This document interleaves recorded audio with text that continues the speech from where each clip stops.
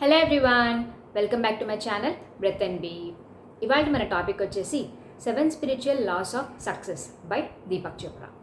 దీన్నే ఈ 7 spiritual laws of సక్సెస్ని 7 స్పిరిచువల్ లాస్ ఆఫ్ లైఫ్ అని కూడా చెప్పచ్చు. మరి ఈ 7 లాస్ని మన లైఫ్లో కనుక మనం అప్లై చేయగలిగితే అబండెన్స్ ఆఫ్ హెల్త్, వెల్త్, ఇంకా సక్సెస్ అన్నీ కూడా మనకి దొరుకుతాయి. మరి ఇప్పటి నుంచి ఒక్కొక్క వారం ఒక్కొక్క లా తీసుకొని 7 వీక్స్ 7 లాస్ కంప్లీట్గా తెలుసుకుందాం. ఫస్ట్ లా వచ్చేసి లా ఆఫ్ ప్యూర్ పొటెన్షియాలిటీ, అంటే ప్యూర్ కాన్షియస్నెస్, సంపూర్ణ ఎరుకతో ఉండటం అని అర్థం. ఎప్పుడైతే మనతో మనం కనెక్ట్ అవుతామో, మన గురించి మనం కంప్లీట్గా తెలుసుకుంటామో, అప్పుడే మన కోరికలు తీరడం స్టార్ట్ అవుతాయి. మరి ఈ సంపూర్ణ అవేర్నెస్తో ఎలా ఉండటం అనేది ఇప్పుడు చూద్దాం. నెక్స్ట్, ఈ లా ఆఫ్ ప్యూర్ పొటెన్షియాలిటీని ఎలా అనుభవంలోకి తెచ్చుకోవాలి ఆర్ ఎలా ఎక్స్పీరియన్స్ అవ్వాలి. ఇందులో ఫస్ట్ వన్ వచ్చేసి సైలెన్స్ అండ్ మెడిటేషన్. మనందరికీ తెలుసు మెడిటేషన్ గురించి ఎలా చేయాలి ఏంటి అనేది. నెక్స్ట్, ఈ సైలెన్స్ అనే దానికి వస్తే ఒక చిన్న ఎగ్జాంపుల్తో చూద్దాం. నేను మొన్న మా ఫ్రెండ్ వాళ్ళ ఇంట్లో ఒకరోజు నేను పడుకున్నాను. వాళ్ళ ఇంటికి వెళ్ళాల్సి వచ్చింది, అక్కడ పడుకున్నాను. నెక్స్ట్ డే మార్నింగ్ లేచిన తర్వాత నేను లేట్గా లేచా అనుకున్నాను. అండ్ దాన్ని చూస్తే వాళ్ళ పిల్లలందరూ స్కూల్కి వెళ్ళిపోయారు. చాలా నిశ్శబ్దంగా ఉంది. అడిగాను వాళ్ళ ఇంట్లో, ఏంటి అసలు ఒక్క శబ్దం కూడా అవ్వట్లేదు, అసలు ఎవ్వరు మీరు మాట్లాడుకోలేదా ఏంటి అని చెప్పనేసి. వాళ్ళు ఒకటే అన్నారు, మేము చాలా సైలెంట్గా ఉంటాం ఇంట్లో, పొద్దున్న లేచిన తర్వాత అస్సలు మాట్లాడుకోం, ఎవరి పని వాళ్ళు చేసుకుంటూ ఉంటామని. సో నాకు అక్కడ అర్థమైంది ఏంటి అంటే, అక్కడ డిఫరెన్స్ ఏంటి అంటే, వాళ్ళ ఇంట్లో చాలా పాజిటివ్ వైబ్రేషన్ ఉంది అండ్ ఎనర్జీ కూడా చాలా బాగుంది. ఇక్కడ విషయం ఏంటి అంటే, మనం రోజు మన ఇంట్లో ఏం చేస్తుంటాం, పొద్దున్న లేవగానే మాట్లాడుతూ ఉంటాం, అరుస్తూ ఉంటాం, డిస్కషన్స్ చేస్తుంటాం, డిబేట్స్ పెడుతూ ఉంటాం. ఇలా ఈ రకమైన వాతావరణం, ఎన్విరాన్మెంట్ మనకు అలవాటై ఉంటుంది. కానీ దీనికి కంప్లీట్గా ఆపోజిట్గా వాళ్ళు జీవిస్తున్నారు. లైక్ స్టిల్నెస్ తోటి, సైలెన్స్ తోటి, ఎటువంటి డిస్కషన్స్ ఆర్ డిబేట్స్ లేకుండా. దీనివల్ల ఒకటి అడగచ్చు, ఏంటి మనకి ఉపయోగం ఏంటి, లాభం ఏంటి అని. ఎప్పుడైతే మనం కంప్లీట్ సైలెన్స్లో, స్టిల్నెస్లో ఉంటామో అప్పుడు మనం మన హయ్యర్ కాన్షియస్నెస్కి కనెక్ట్ అవుతాం. దానివల్ల మనకి కావాల్సిన మన డ్రీమ్స్ కానీ, డిజైర్స్ కానీ ఇవన్నీ కూడా మనకి మేనిఫెస్ట్ అవుతాయి.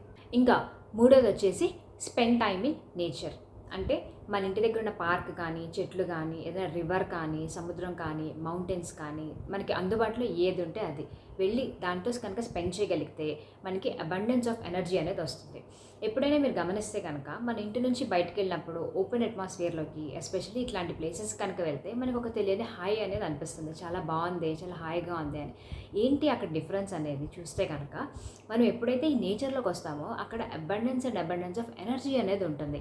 సో మన ఇంట్లో ఉన్న ఆ నెగిటివ్ ఎనర్జీ కానీ, లేదంటే ఆ దీని నుంచి బయటకు వచ్చినప్పుడు ఒక తెలియని హ్యాపీనెస్, ఆ పాజిటివిటీకి మనం కనెక్ట్ అవుతాం. సో అందుకే మనకి ఆ హై అనే ఒక ఫీలింగ్ అనేది కలుగుతుంది.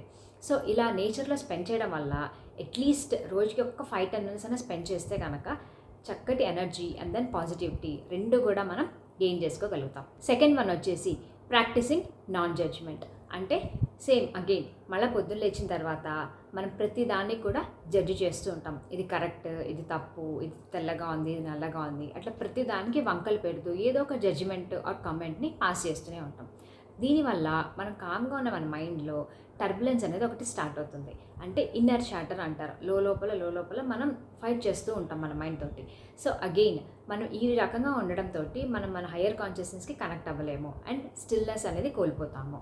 సో ఈ జడ్జిమెంట్ని ఆపడం వల్ల, సో దీన్ని ఆపడం ఎలా అనే దానికి వస్తే కనుక ఉన్నది ఉన్నట్టుగా అగైన్ యాక్సెప్ట్ చేయటం. అది స్టార్టింగ్లో మేబీ అంత కష్టంగా ఉంటుంది ప్రాక్టీస్ చేయడానికి కానీ, ఆరల్స్ తీసుకోవడానికి కానీ. బట్ చేయగా యాక్సెప్టెన్స్ అనేది ఎప్పుడైతే చేస్తామో మనకి జడ్జ్మెంట్ ఆగిపోతుంది, కమెంట్స్ పాస్ చేయడం ఆగిపోతుంది. ఉన్న సిచ్యువేషన్ ఎలా ఉన్నా సరే మనం హ్యాపీగా ఉండడం అనేది నేర్చుకుంటాం.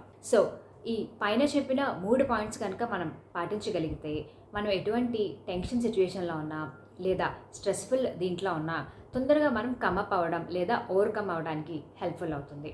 సో ఇదండి first law of pure potentiality. మీ అందరికి అర్థమైంది అనుకుంటున్నా.